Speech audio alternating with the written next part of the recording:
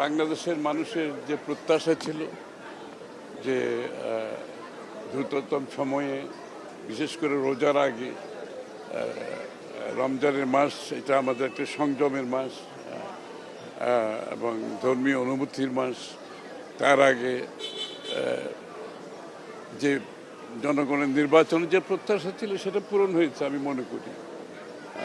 সেদিক থেকে তো আমি মনে করি এটা সফল একটা আলোচনা হয়েছে। সংস্কারের ব্যাপারে আমরা আগেই ডক্টর ইউনূস সাহেবও বলেছেন, জনাব তারেক রহমান সাহেব বলেছেন এবং আমাদের পক্ষ থেকে সব নেতৃবৃন্দ সবসময় বলেছেন যে সংস্কারের বিষয়টা ঐক্যমতের বিষয়। সুতরাং ঐক্যমত হইতে এটা যে 1-1.5 মাসের বেশি সময় লাগার কোনো কারণ নেই।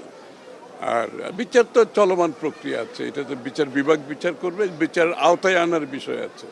তো বিচারের আওতায় যারা আসবে এর মধ্যে এখনও তো আরও দীর্ঘ 6-7 মাস সময় আছে সম্ভব। আর যারা তারপরেও আসবে না, তারপরে তো পরবর্তী সরকার আসলে তাদেরকে বিচারের আওতায় তো আগামী সরকারকে অনেককে আনতে হতে পারে, তাই না? তো সুতরাং এটা একটা চলমান প্রক্রিয়া, আর বিচার তো করবে বিচার বিভাগ। আমার মনে হয় না এগুলো কোনো সমস্যা। অনেক দীর্ঘ সময়, ফেব্রুয়ারি পর্যন্ত লাগারও কোনো কারণ নেই, আমরা তো আগেই বলেছি। সুতরাং আমরা তো ডিসেম্বরের মধ্যেই এসব সমাধান করে নির্বাচনের কথা বলেছি। সুতরাং ফেব্রুয়ারি আরও দীর্ঘতম সময়। ডিসেম্বর থেকে জিনিসটা ফেব্রুয়ারিতে গেল কেন?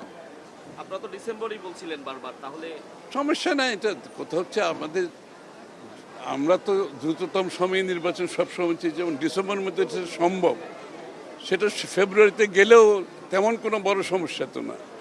আর যেখানে আমি তো বলেছি, যত বেশি আমাদের মধ্যে ঐক্যমতের মাধ্যমে আমরা সিদ্ধান্ত নিতে পারবো তত জাতির জন্য এটা ভালো। এই যে আমরা ঐক্যমতে এসেছি, এটাই তো বড় কথা। এবং সব সিদ্ধান্তে একটা ঐক্যমত থাকলে, যে স্বৈরাচারকে আমরা বিদায় করেছি, ফ্যাসিস্টকে বিদায় করেছি, এবং সেই জাতির প্রত্যাশা পূরণে অনেক বেশি সহজ হবে সেটা। সুতরাং আমরা চেষ্টা করব যেখানেই সম্ভব, যত বেশি সম্ভব ঐক্যমতের পরিপ্রেক্ষিতে সিদ্ধান্তগুলো নিতে। নির্বাচনের দিনক্ষণ যখন নির্বাচন কমিশন ঘোষণা করবে, তো নির্বাচনের দিকেই তো যাবে, স্বাভাবিক না? এবং সেটাই তো জাতির আজকে প্রত্যাশা, যে জাতি একটা নির্বাচনের দিকে দ্রুততম সময়ে গিয়ে আমরা গণতন্ত্রের উত্তরণ ঘটবে, দেশের গণতান্ত্রিক প্রক্রিয়া শুরু হবে, বাংলাদেশের মানুষ তার মালিকানা ফিরে পাবে। সুতরাং যখনই নির্বাচন কমিশন নির্বাচনের দিনক্ষণ ঘোষণা করবে, স্বাভাবিকভাবে জাতি নির্বাচনের সে টানেলে প্রবেশ করবে।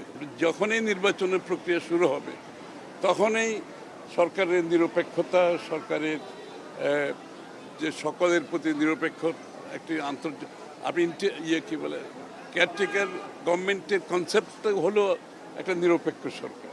সুতরাং সেই প্রত্যাশা তারা পূরণ করবে, আমরা নিশ্চয়ই সেটা বিশ্বাস করি।